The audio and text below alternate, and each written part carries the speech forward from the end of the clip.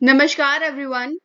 हे सो आज हम करेंगे आपके चैप्टर फर्स्ट का लास्ट टॉपिक, ठीक है, जिसमें हम समझेंगे कि क्या मैटर अपनी स्टेट को चेंज कर सकता है। ठीक है, तो इस चीज को समझने के लिए हम एक्टिविटीज करेंगे एंड हम इसमें कुछ इफेक्ट्स देखेंगे कि टेम्परेचर और प्रेशर का मैटर पर क्या इफेक्ट होता है। मैटर की चेंज जो स्टेट है उसको चेंज होने में उसका क्या जो है इम्पैक्ट होता है। अब हमें ऑलरेडी पता है कि जो वाटर होता है, वाटर 3 स्टेट्स में एग्जिस्ट करता है, solid, liquid and gas. Solid में एज आइस, लिक्विड में एज वाटर, ठीक है, और गैस में एज वाटर वेपर। ठीक है, हमें समझना क्या है, हमें समझना है कि मैटर के साथ होता क्या है जब जो है चेंज स्टेट चेंज होती है। ठीक है, उसके अलावा हमें समझना है कि उसके पार्टिकल्स के साथ क्या छेड़छाड़ होती है। ठीक है, एंड ये सब चीजें होती कैसे हैं। ठीक है, तो इन चीजों को समझने के लिए हम यहाँ पर इफेक्ट देखेंगे कि टेम्परेचर का जो है क्या इफेक्ट होता है स्टेट की कन्वर्जन पे। तो सबसे पहले हम ये एक्टिविटी देखेंगे, एक्टिविटी 1.12। ठीक है, हमने किया कि आप एपरेटस को समझिए, उसी के साथ में आपको एक्टिविटी समझा देती हूँ। ठीक है, हमने एक आयरन स्टैंड लिया, ठीक है, हमने एक ट्राइपॉड स्टैंड लिया, हमने एक बीकर लिया और हमने बीकर के अंदर डाल दी आइस। ठीक है, उसके बाद हमने एक ग्लास स्टरर डाला। ये ग्लास रोड होती है जिसका काम होता है स्टर करने का। ठीक है, इसको स्टर में यूजफुल होती है। एंड हमने यहाँ पर एक थर्मोमीटर भी डाला जिसका बल्ब हमने आइस में डाल दिया। ठीक है, अब हम करेंगे क्या, हम इस बर्नर को लो फ्लेम में जो है बर्न करेंगे और हम देखेंगे क्या, हम इसमें 3 चीज नोटिस करेंगे। ठीक है, एक है हमारी आइस, ठीक है, एक है हमारा वाटर, एक है हमारा वाटर वेपर। ठीक है, अब होता क्या है, अगर आप आइस को मेल्ट करते हो तो वो आपका वाटर बन जाता है, और अगर आप वाटर को बॉयल करोगे तो वाटर वेपर बन जाएगा। ठीक है, तो हम इस चीज में देखेंगे क्या, इस थर्मोमीटर की हेल्प से, कि जब हमने आइस में डाला तो इसका टेम्परेचर क्या था। ठीक है, जब आइस मेल्ट होकर बिल्कुल वाटर बन गया तो टेम्परेचर क्या था, और जब वाटर बॉयल हुआ, वेपर बनना शुरू हुआ, तो टेम्परेचर क्या था। ठीक है, जब आइस मेल्ट हुई और आइस मेल्ट होकर वाटर बनी तो हमने देखा कि ये टेम्परेचर को हम कहते हैं मेल्टिंग पॉइंट। ठीक है, जिस टेम्परेचर पर आपकी आइस मेल्ट होकर वाटर बनती है उसे हम कहते हैं मेल्टिंग पॉइंट, और जिस टेम्परेचर पर आपका वाटर बॉयल होकर वेपर बनता है इसे हम कहते हैं आपका बॉइलिंग पॉइंट। ठीक है, तो हमारे पास ये 3 चीजें, 2 चीजें हैं, एक हो गया आपका मेल्टिंग पॉइंट, एक हो गया आपका बॉइलिंग पॉइंट। ठीक है, तो समझना क्या है वो तो मैंने आपको समझा दिया। ठीक है, इसके ऊपर रीड भी कर लेते हैं। हमने क्या किया, हमने बीकर में आइस ली, उसके अंदर थर्मोमीटर डाला, then we start heating the beaker on low flame. ठीक है, and we will note the temperature when ice starts melting, क्योंकि हम इसी टेम्परेचर को आइस का मेल्टिंग पॉइंट जो है कहेंगे कि वाटर का जो है मेल्टिंग पॉइंट है, बेसिकली आइस का, सॉलिड का। ठीक है, now note the temperature when all the ice has converted to water. ठीक है, जब सारी आइस वाटर में कन्वर्ट हो गए तो टेम्परेचर नोट करेंगे। ठीक है, एंड वी विल रिकॉर्ड, हम इस चीज का रिकॉर्ड रखेंगे इन टेम्परेचर्स का, कि सॉलिड टू लिक्विड स्टेट किस टेम्परेचर पर जो है कन्वर्ट हुई है। उसके बाद जो है हम ग्लास रोड को बीकर में ही रखेंगे, उसको स्टर करेंगे एंड वाटर को बॉयल होने देंगे। ठीक है, जब वाटर बॉयल हो जाएगा तो हम उस टेम्परेचर को भी नोट करेंगे जब वाटर जो है वो वेपराइज होना शुरू हो गया है।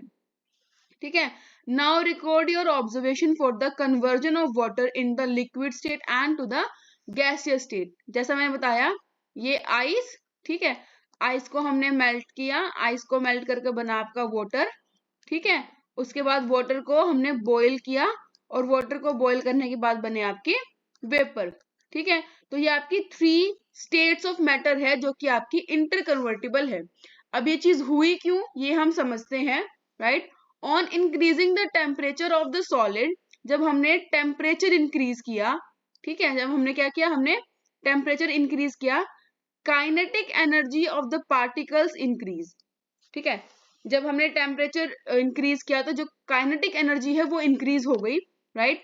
Due to the increase in the kinetic energy the particle start vibrating with a greater speed, जो आपके पार्टिकल्स हैं वो ग्रेटर स्पीड पर वाइब्रेट करने लगे, the energy supplied by heat overcomes the force of attraction, energy supplied by heat overcomes the force of attraction between the particles.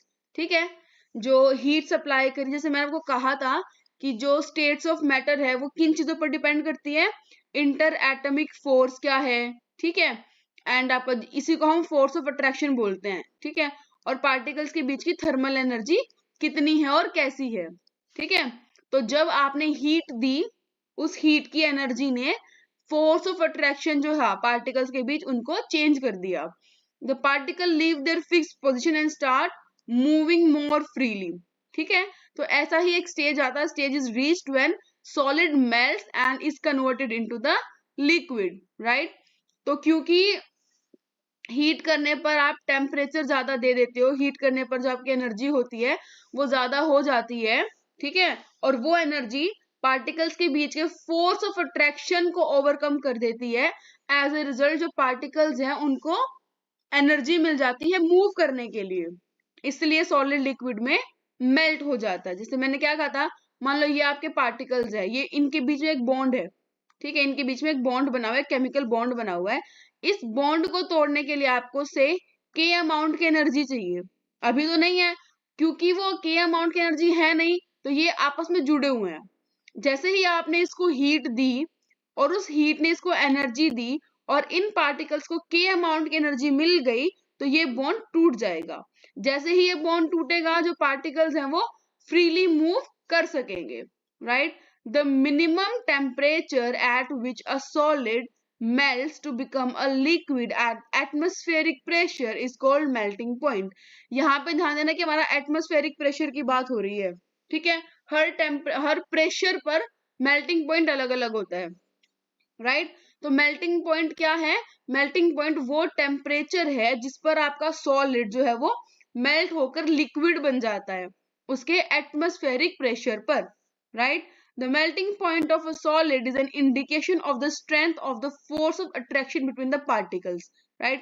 जितना ज्यादा इन दो मॉलिक्यूल्स के बीच का जो है फोर्स ऑफ अट्रैक्शन होगा, उतनी ही ज्यादा जो है आपको हीट प्रोवाइड करनी पड़ेगी, उतना ही ज्यादा उसका मेल्टिंग पॉइंट होगा, ठीक है। तो मेल्टिंग पॉइंट जो है वो पार्टिकल्स के बीच के फोर्स ऑफ अट्रैक्शन को जो है डिस्क्राइब करता है कि वो कितना होगा, राइट। इतना क्लियर हुआ सभी को। Melting point of ice is 273.15 kelvin.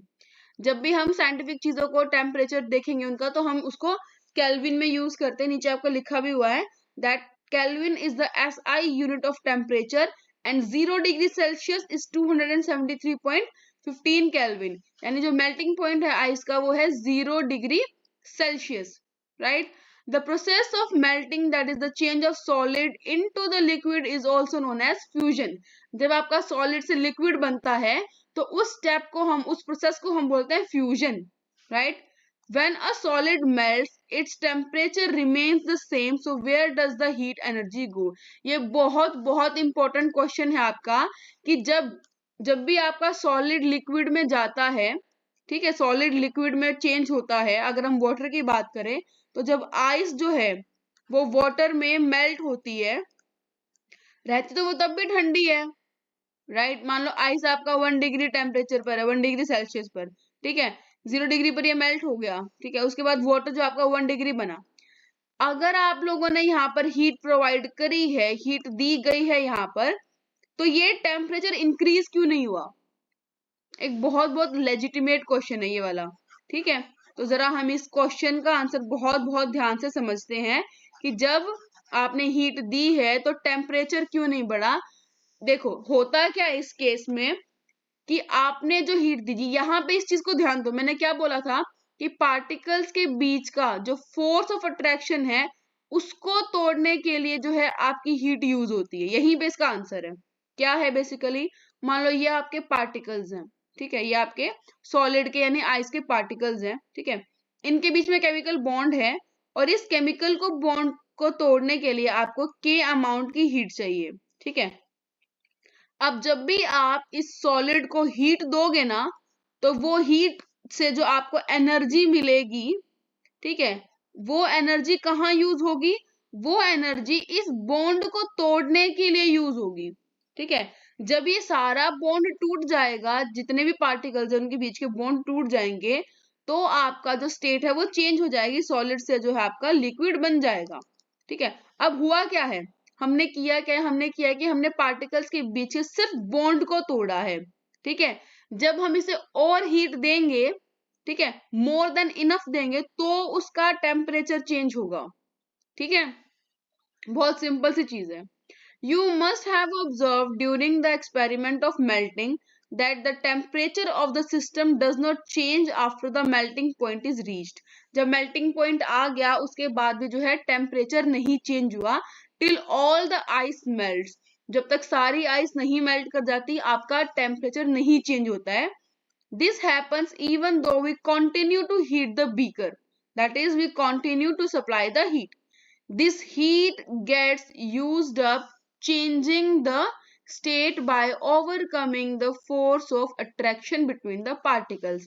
जो चीज मैंने आपको बोली यहाँ पे वही लिखी गई है कि ये जो आपने हीट दी है, आपने दिस हीट जो आपने हीट दी है इसको गर्म करने के लिए, वो हीट जो है वो फोर्स ऑफ अट्रैक्शन को तोड़ने के लिए जो है यूज्ड अप हो जाती है, ठीक है। As this heat is absorbed by ice without showing any rise in the temperature, it is considered that it gets hidden and it is known as the latent heat. यहाँ पे ध्यान देना, latent heat एक word है जो यहाँ पे बिल्कुल परफेक्ट बैठता है, ठीक है। इसी हीट को जो है हम लेटेंट हीट बोलते हैं, ठीक है। आपके पास आइस है, आपने आइस को मेल्ट किया, वाटर बनाया, ठीक है, लेकिन टेम्परेचर रिमेन्स कांस्टेंट, जो टेम्परेचर है वो आपका कांस्टेंट रहा। तो जो आपने ये हीट इस आइस को दी है, ये हीट कहाँ यूज हुई है? ये हीट यूज हुई है for overcoming the force of attraction between the particles of ice. Ice के पार्टिकल्स के बीच में जो फोर्स ऑफ अट्रैक्शन है उसको यूज अप जो है उसको तोड़ने के लिए जो है ये हीट यूज हुई है। और क्योंकि इस हीट का कहीं पे नामो निशान नहीं होता, right, this heat is absorbed without showing any rise in the temperature, इसलिए हम इस हीट को जो है लेटेंट हीट कहते हैं। लेटेंट का मतलब होता है हिडन, ठीक है, तो इसलिए हम इस हीट को लेटेंट हीट कहते हैं। The amount of heat energy that is required to change 1 kg of solid into liquid at the atmospheric pressure at its melting point is called latent heat of fusion, right? इसमें बिल्कुल भी confuse होने की चीज नहीं है, कुछ भी नहीं है कंफ्यूज होने का। समझो दोबारा, जितनी हीट एनर्जी हमने दी है, किसको दी है? चेंज करने के लिए हमने जो है यूज करी है, किसको चेंज करने के लिए? 1 kg ऑफ सॉलिड यानी आइस को, ठीक है, किसी भी सॉलिड को 1 kg of solid into the liquid, solid को लिक्विड में चेंज करने के लिए at atmospheric pressure, right, pressure जरूर मेंशन करना है, at atmospheric pressure at its melting point, ठीक है, क्योंकि अगर मेल्टिंग पॉइंट से ज्यादा हो गया तो वो टेम्परेचर में राइज करेगी, ठीक है। हमें राइज नहीं दिखाना है, हमें सिर्फ उतनी ही इनफ हीट की बात हो रही है यहाँ पे जो सॉलिड को पूरी तरीके से लिक्विड में चेंज कर दे, ना 1 डिग्री सेल्सियस ज्यादा ना 1 डिग्री सेल्सियस कम, ठीक है। मान लो आपका 0 डिग्री की आइस थी, आपने हीट दी और वो 0 डिग्री के वाटर में ही चेंज होनी चाहिए, ठीक है, इतनी ही हीट की बात हो रही है। तो ये हीट जो आपके 0 डिग्री की आइस को 0 डिग्री के वाटर में चेंज कर दे एटमॉस्फेरिक प्रेशर पर is known as the latent heat of fusion. Fusion क्यों? जब आप आइस को वाटर में चेंज करते हो तो इस प्रोसेस को हम फ्यूजन बोलते हैं। So the particles in water at 0 degree Celsius, at least at 273 Kelvin, have more energy as compared to the particle in ice at the same temperature. अब ये आपका बहुत इंपॉर्टेंट आंसर है, ठीक है, बोर्ड वाले क्वेश्चन भी दे सकते हैं इसका। क्या देंगे या आपकी टीचर भी दे सकती है कि आपका 0 डिग्री पर आइस है और 0 डिग्री पर वाटर है, किसके अंदर ज्यादा एनर्जी होगी? Particles in water at 0 degree Celsius, that is at the 273 Kelvin, have more energy as compared to the particles in the ice at the same temperature. और ऐसा क्यों होगा? क्योंकि हमने वाटर में आइस को चेंज करने के लिए, जब हमने आइस से वाटर को चेंज किया है तो हमने उसको एनर्जी प्रोवाइड करी है। ये एनर्जी टेम्परेचर के चेंज में नहीं दिख रही, लेकिन ये एनर्जी उन वाटर के मॉलिक्यूल्स में है। ठीक है, यहां तक आई होप सभी को क्लियर हो। कोई डाउट हो तो प्लीज कमेंट बॉक्स में डाल देना। ठीक है, when we supply heat energy to water, particles start moving even faster। ठीक है, अब हमने यहाँ पर आइस से वाटर बना लिया। ठीक है, अब हम बात करते हैं वाटर से गैस यानी वाटर वेपर बनाने की। So as we supply heat to water, the particle starts moving even faster as compare to liquid, जिसमें ऑलरेडी सॉलिड से ज्यादा फास्टर थे। At a certain temperature, a point is reached when the particles have enough energy to break free from the force of attraction of each other। अब यहाँ पे होता क्या है, ठीक है, यहाँ पर क्या होगा, यहाँ पर होगा कि हम पहले कलर चूज कर ले, ब्लू अच्छा है। ठीक है, होगा क्या यहाँ पर कि ये हमारे पास लिक्विड के मॉलिक्यूल्स हैं, ठीक है, जिनके अंदर फोर्स ऑफ अट्रैक्शन सॉलिड से ज्यादा है, सॉरी कम है, सॉलिड से कम है। ठीक है, अब हमने इसको हीट दी। ठीक है, हमने लिक्विड को हीट दी, बहुत सारी एनर्जी दी। ठीक है, अब क्या होगा कि इतनी एनर्जी इन पार्टिकल्स के बीच में आ जाएगी कि ये इस फोर्स ऑफ अट्रैक्शन को, जो पहले थोड़ा सा कम हुआ था, बिल्कुल ही तोड़ देंगे। ठीक है, जैसे ही इनको इतनी ही जो है टेम्परेचर, इतना एनर्जी मिलती है कि ये उस फोर्स ऑफ अट्रैक्शन को तोड़ दें, ऐसे ही आपकी लिक्विड जो है वो गैस में कन्वर्ट हो जाता है। Right, at this temperature the solid start changing into the gas. जो सॉलिड है वो, जो लिक्विड है जो, वो आपका सॉलिड में कन्वर्ट होना शुरू हो जाता है। The temperature at which liquid starts boiling at the atmospheric pressure is known as the boiling point. Right, मैं इसको हाईलाइट भी कर देती हूँ, ये क्वेश्चन कभी कभी टीचर्स पूछ लेती हैं। ठीक है, वो टेम्परेचर जिसपे आपका जो लिक्विड है, लिक्विड बॉयल होना शुरू कर देता है उसके मेल्टिंग पॉइंट पर। ठीक है, सॉरी, एटमॉस्फेरिक प्रेशर पर। ठीक है, मैं दोबारा बोलती हूँ, द टेम्परेचर, वो टेम्परेचर जिसपे आपका लिक्विड जो है वो आपका गैस में कन्वर्ट होना शुरू हो जाता है। ठीक है, उसको हम कहते हैं आपका boiling point. Boiling is a bulk phenomenon. Particles from the bulk of the liquid gain energy to change into the vapour state. जो बॉइलिंग है वो एक बल्क प्रॉपर्टी है, नहीं मतलब एक साथ हो जाती है, बहुत सारे पार्टिकल जो है वो एक साथ उस फोर्स ऑफ अट्रैक्शन को तोड़ देते हैं। Right, for water this temperature is 373 kelvin, यानी 100 डिग्री सेल्सियस। 100 डिग्री सेल्सियस पर आपका वाटर बॉयल कर जाता है, 0 डिग्री सेल्सियस पर आपका वाटर जो है वो आइस मेल्ट कर जाती है। Can you define the latent heat of vaporisation? Again same, जैसे हमारा लेटेंट हीट ऑफ फ्यूजन था। ठीक है, ये वो एनर्जी है for the particles in steam that is water vapour at 100 degree Celsius have more energy than water at the same temperature.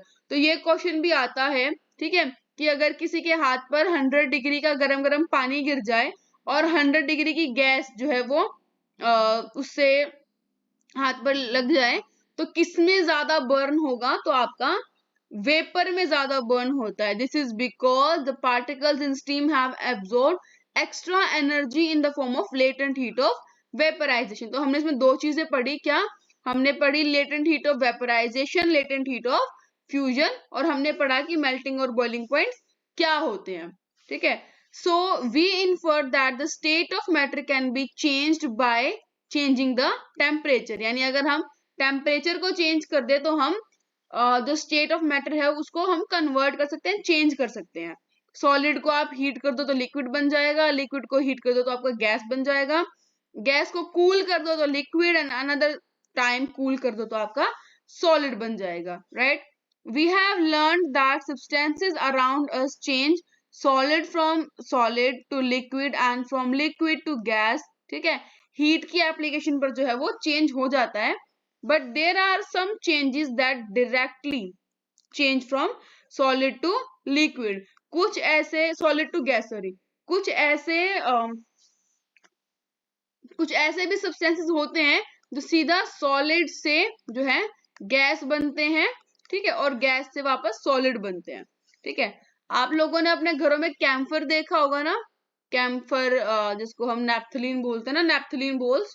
ठीक है, क्या आप कैम्फर ले सकते हो या आप अमोनियम क्लोराइड ले सकते हो, उसको क्रश करके चाइना डिश में डालकर उसके ऊपर एक इन्वर्टेड फनल रख के उसके ऊपर कॉटन का प्लग डाल दो। ये दिस कॉटन का प्लग, इन्वर्टेड फनल, इसमें है आपका कुछ भी हो सकता है, या तो आप नैप्थलीन बोल सकते हो, फिर आप अमोनियम क्लोराइड ले सकते हो और उसको देन बर्न कर दो।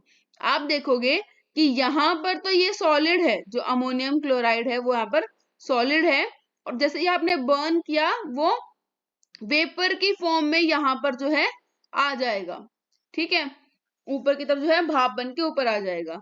तो जो अमोनियम क्लोराइड है या कैम्फर है वो सॉलिड से सीधा जो है गैस बनता है, वो लिक्विड स्टेट में नहीं आता, और इसी प्रोसेस को हम बोलते हैं सब्लिमेशन ऑफ अमोनियम क्लोराइड। ठीक है, इसको हम बोलते हैं सब्लिमेशन।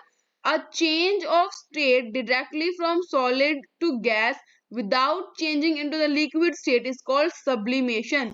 जब आपका सॉलिड से सीधा गैस बन जाए तो उसे हम कहते हैं सब्लिमेशन, और इसमें जो है आपकी लिक्विड स्टेट नहीं बनती, और जब आपका गैस वापस सॉलिड में बदल जाए उसे हम कहते हैं deposition. Right, deposition and sublimation. I hope यहां तक आप सभी को क्लियर हो गया होगा। तो ये था आपका effect of temperature on the change of state. अब हम करेंगे effect of change of pressure, कि जब प्रेशर चेंज कर दो तो क्या फर्क पड़ता है। ठीक है, we have already learned that the difference in the various states of matter is due to the differences in the distance between the particles। ठीक है, जो आपका इंटर एटमिक स्पेस होता है और inter atomic force of attraction, इन्हीं दोनों चीज के बेस पर जो है आपका स्टेट बनती है। What will happen when we start putting pressure and compress a gas? अगर हम गैस को एक enclosed सिलेंडर में भरने की कोशिश करेंगे तो हम कैसे कर सकते हैं। आप सभी के घर में एलपीजी आती है ना। ठीक है, एलपीजी का नाम क्या होता है पूरा, लिक्विफाइड पेट्रोलियम गैस। लेकिन अगर आप अपने सिलेंडर को हिलाकर देखोगे तो आपको पता चलेगा कि उसमें सिलेंडर के अंदर जो है वो लिक्विड है। ठीक है, कैसे है, यहाँ देखो कि हम सिलेंडर के अंदर लिक्विड को यानी गैस को कैसे भरते हैं। हमने गैस ली इसके अंदर, ठीक है, और ऊपर से मिला है पिस्टन। पिस्टन क्या होता है भाई, पिस्टन होता है कि ये एक लंबी सी डंडी आपको मिलेगी और ये नीचे एक आपको इस तरीके का स्ट्रक्चर मिलेगा टेढ़ा। ठीक है, अब ये होता क्या है कि ये बिल्कुल बाउंड्री से ना टच होता है। ठीक है, तो हम क्या करेंगे, हम इस पिस्टन को नीचे कंप्रेस करेंगे। जैसे ही हम पिस्टन को कंप्रेस करेंगे, इन पार्टिकल्स के बीच का जो इंटर एटमिक स्पेस है ना, इंटर पार्टिकल जो स्पेस है, ठीक है, वो स्पेस कम होता जाएगा। जो डिस्टेंस बिटवीन द मॉलिक्यूल्स है ना वो कम होता जाएगा, और जो फोर्स ऑफ अट्रैक्शन है वो बढ़ता जाएगा। ठीक है, अब यहाँ देखो स्पेस कम हो गया, फोर्स बढ़ गया, यहाँ पे स्पेस बिल्कुल कम हो गया। ठीक है, जो स्पेस है वो कम हो गया, जो फोर्स ऑफ अट्रैक्शन है वो बढ़ गया। अब हुआ क्या कि क्योंकि ये दोनों चीजें ही आपकी स्टेट ऑफ मैटर को डिफाइन करती हैं, तो क्योंकि स्पेस कम हो गया और फोर्स बढ़ गया तो आपकी स्टेट जो है वो चेंज हो जाएगी। By applying pressure particles of one matter can be brought close together. जो पार्टिकल्स है मैटर के आप उनको क्लोज ला सकते हो, and applying pressure and reducing temperature can liquefy a gas. ठीक है, कभी भी जब हमें गैस को लिक्विड बनाना हो, किसी भी मैटर की गैस को लिक्विड बनाना हो, तो हम प्रेशर ज्यादा लगाते हैं और टेम्परेचर को रिड्यूस कर देते हैं। ठीक है, have you heard of solid carbon dioxide? Solid carbon dioxide को हम कहते हैं ड्राई आइस। ठीक है, इसे हम कहते हैं ड्राई आइस।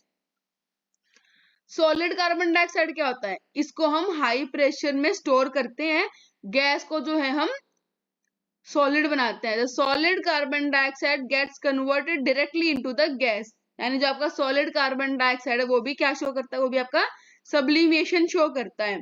ठीक है, on decrease of pressure to 1 atmosphere without coming into the liquid state. जो आपकी ये होती है ड्राई आइस यानी आपकी सॉलिड कार्बन डाइऑक्साइड, ये डायरेक्टली आपकी गैसेस कार्बन डाइऑक्साइड के अंदर कन्वर्ट होती है। ठीक है, thus we can say that pressure and temperature determine the state of substance whether it will be solid, liquid or gas। कि जो टेम्परेचर है ना और जो प्रेशर है ये डिटरमाइन करते हैं कि जो आपका मैटर है उसकी स्टेट क्या होगी। ठीक है, आप सॉलिड से शुरू करो, सॉलिड को हीट कर दो, प्रोसेस का नाम है फ्यूजन, बनेगा क्या? लिक्विड। लिक्विड को हीट कर दो, प्रोसेस का नाम है वेपराइजेशन, बनेगा क्या? गैस। गैस को हीट कर दो, ठीक है, हाँ, गैस को हीट नहीं करते हम, गैस को कूल करते हैं। गैस को कूल करेंगे तो प्रोसेस का नाम है डिपोजिशन, बनेगा क्या? सॉलिड। ठीक है, और अगर हम इसको चेंज कर दें, ठीक है, सॉलिड है, सॉलिड को लिक्विड से बात करके सॉलिड से हम जो है गर्म करके गैस बना सकते हैं, सब्लिमेशन। ठीक है, गैस को ठंडा करके ये कंडेंसेशन, और लिक्विड को देन हम सॉलिडिफिकेशन। तो हमारे पास ये तीन जो है, यहाँ आपका टेम्परेचर कम हो रहा है, ठीक है, ये वाला इस सिरे पे, और ये टेम्परेचर आपका बढ़ रहा है। So this is the interconversion of three states of matter, right? I hope यहां तक आप सभी को टॉपिक क्लियर हो गया हो, right? यहां तक हो गया सभी को क्लियर? नाइस। उसके बाद हम देखते हैं हमारा next topic, that is evaporation, कि इवोपोरेशन क्या होता है। ठीक है, दिस इज इवोपोरेशन, यहां से हम शुरू करेंगे। Do we always need heat to change heat और चेंज ऑफ प्रेशर? जब हमें मैटर की स्टेट को चेंज करना हो तो क्या हमें हमेशा हीट से ही होती है या प्रेशर चेंज करना पड़ता है? ठीक है, इस सब को छोड़ो, यहाँ पे पॉइंट पे आते हैं। Water when left uncovered slowly changes into water. ठीक है, हमारे कपड़े जब हम धोते हैं तो हम कपड़ों को धो के सुखाते क्यों है? तो वेट क्लोथ्स ड्राई अप, ठीक है, जो होता है। इन सब एग्जाम्पल्स में जो है वाटर के साथ होता है क्या? वाटर इवोपोरेट हो जाता है। ठीक है, अब जरा पॉइंट देखते हैं कि इवोपोरेशन होता है क्या है, right? Okay, we know that particles of matter are always moving and are never at rest. जो particles होते हैं मैटर के वो हमेशा मूव करते रहते हैं, रेस्ट पर कभी नहीं होते। at a given temperature in any gas, liquid or solid, there are particles with different amount of kinetic energy. 10 particles हैं, 10 particles की अपनी अपनी जो है XYZ जितनी भी है ये वैल्यू होती है उनकी काइनेटिक एनर्जी की। ठीक है, सबका अपना अपना अमाउंट होता है। In the case of liquids, a small fraction of particles at the surface having high kinetic energy. ठीक है, ये हमारा मान लो बीकर है, ठीक है, इसके यहाँ पर जो ऊपर की तरफ जो पार्टिकल्स है ना, यहाँ की तरफ मान लो ये वाटर से भरा हुआ है, जो ऊपर जो पार्टिकल्स हैं उनमें कंपैरेटिवली ज्यादा काइनेटिक एनर्जी है, ये आपके होगी नीचे वाले पार्टिकल्स। ठीक है, जो सरफेस पर पार्टिकल्स है ना ऊपर की तरफ, उनमें जो है ज्यादा आपकी काइनेटिक एनर्जी होती है। ठीक है, so these particles having high kinetic energy is able to break away from the force of attraction of the other particles, और ये आपके वेपर में कन्वर्ट हो जाते हैं। ठीक है, वेपर में कैसे कन्वर्ट होते हैं कि ये जो ऊपर के पार्टिकल्स है इनमें हीट ज्यादा है, काइनेटिक एनर्जी ज्यादा है, तो जैसे ही और हीट मिली ये नीचे वाले पार्टिकल्स के साथ फोर्स ऑफ अट्रैक्शन को तोड़ देते हैं। This phenomenon of change of a liquid into vapors at any temperature is called evaporation below its boiling point. ठीक है, अब याद रखना हमने इसे कोई ऐसी एनर्जी नहीं दी है।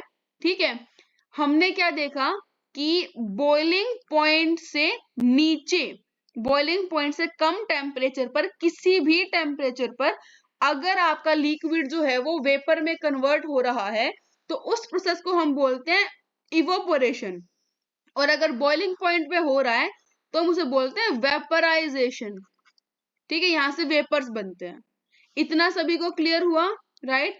अब हम करेंगे द फैक्टर्स अफेक्टिंग इवोपोरेशन, कि एवोपोरेशन को क्या क्या फैक्टर्स जो हैं वो अफेक्ट करते हैं। तो पहले की एक्टिविटी 1.14 वो देख लेते हैं। Take 5 ml of water in a test tube and keep it near the window और अंडर द फैन। ठीक है, 5 ml हमने पानी को लिया और हमने टेस्ट ट्यूब में डाल दिया और हमने विंडो के पास रख दिया। 5 ml पानी लिया, उसको हमने डाला चाइना डिश में और उसको हमने सेम विंडो के पास रख दिया। Take 5 ml water in an open china dish. ठीक है, और उसको हमने कहाँ रखा? उसको हमने एक कबर्ड में रख दिया। ठीक है, अब हमने टेम्परेचर जो है वो मेजर कर लिया कि टेम्परेचर कितना है रूम का, ठीक है। Now record the time of days, जब हम जो है हमने टाइम नोट कर लिया, हमने डेज नोट कर लिया कि कितने दिन में हम उसको चेक करेंगे। Repeat the above 3 steps on the rainy day, ठीक है।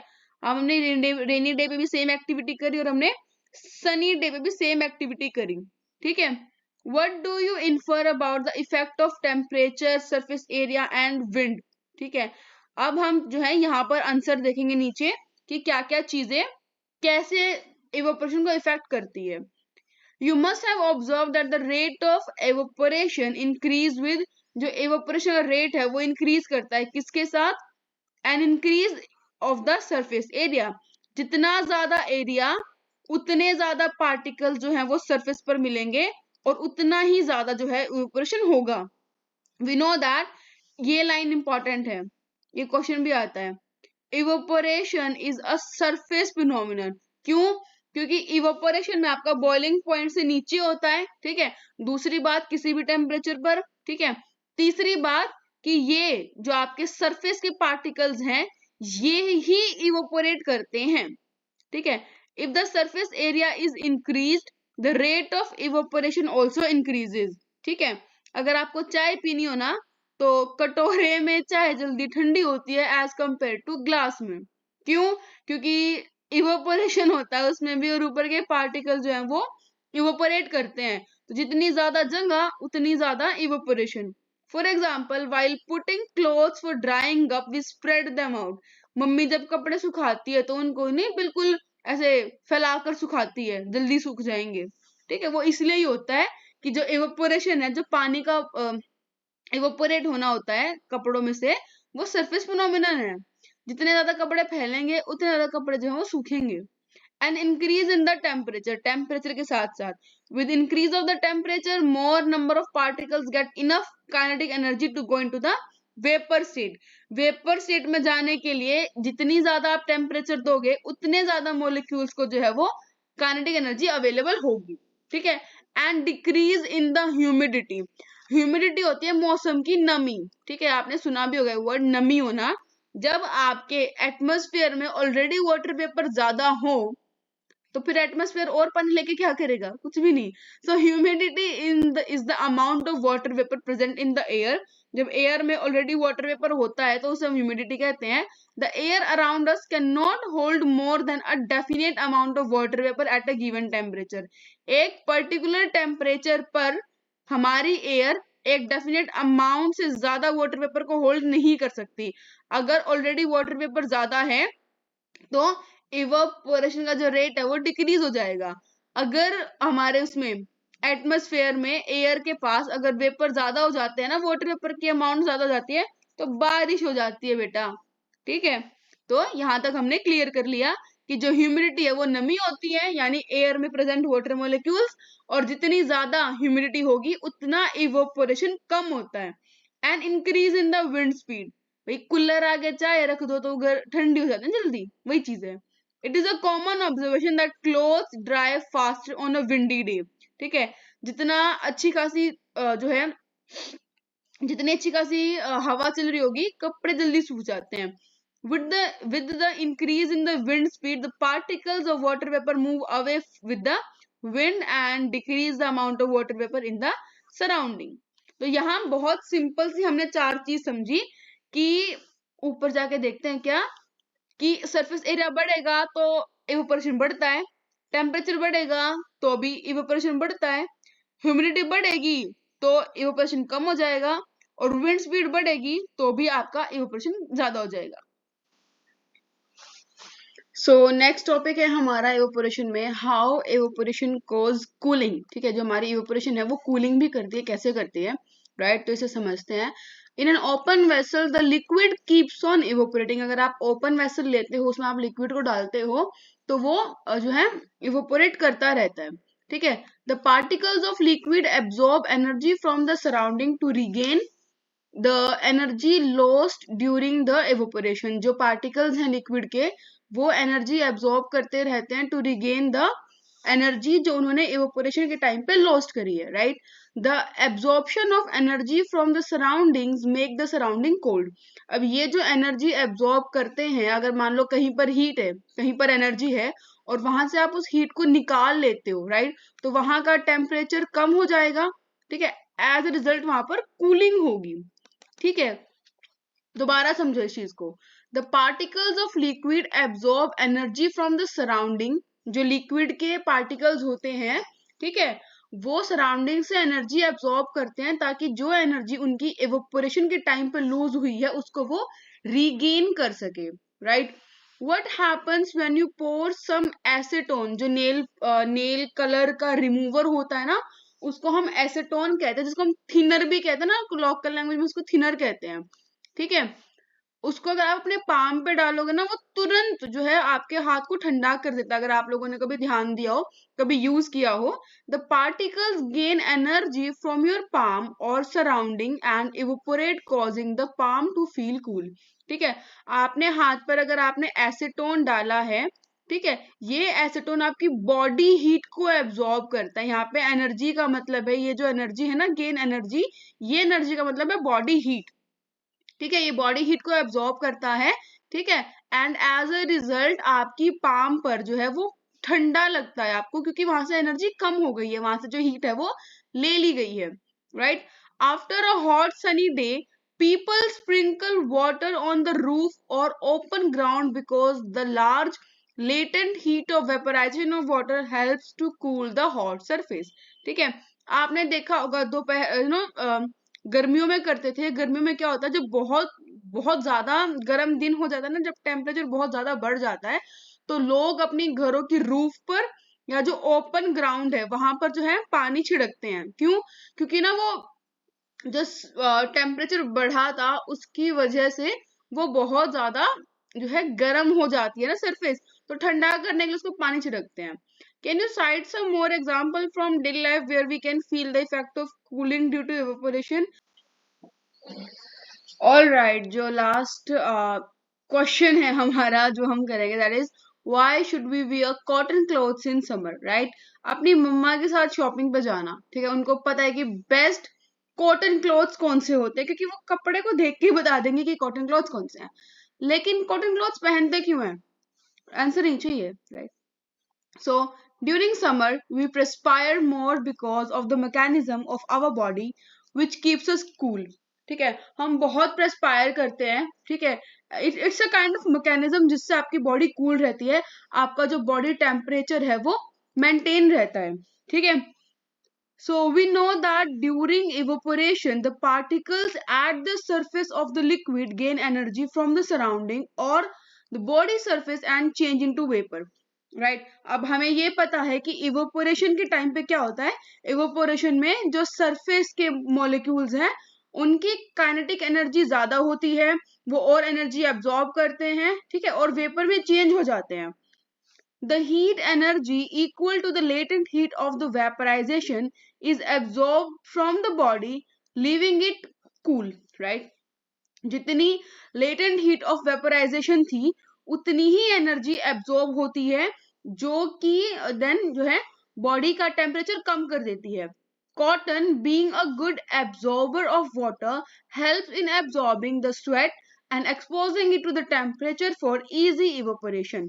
जो कॉटन होता है, हम हमेशा गर्मियों में कॉटन के क्लॉथ्स पहनते हैं, क्योंकि कॉटन जो है वो जल्दी एब्जॉर्ब करता है पानी को, राइट, इजिली एब्जॉर्ब करता है, एंड वो एटमॉस्फेयर को जो है एटमॉस्फेयर में उस एब्जॉर्ब वाटर को एक्सपोज करता है, सो दैट आपका पानी इवेपोरेट हो सके, राइट। तो इसलिए जो है हम कॉटन पहनते हैं।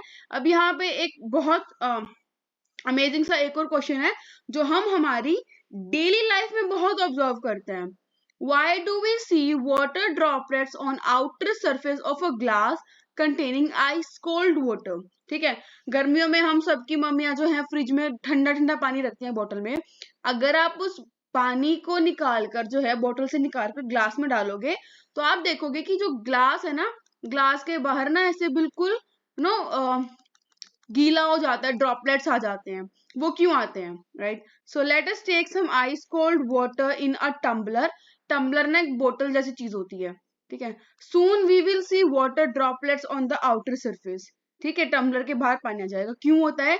तो आंसर है यहाँ पर the water vapour present in air on coming in contact with the glass of water, cold glass of water, loses energy and gets converted into the liquid state, which we see as water droplets, ठीक है। इस चीज को समझो। For example ये मेरे पास एक glass है, ठीक है, इसमें यहाँ पे आइस कोल्ड वाटर भरा हुआ है, ठीक है, ये सारा हो गया हमारा आइस कोल्ड वाटर, ठीक है।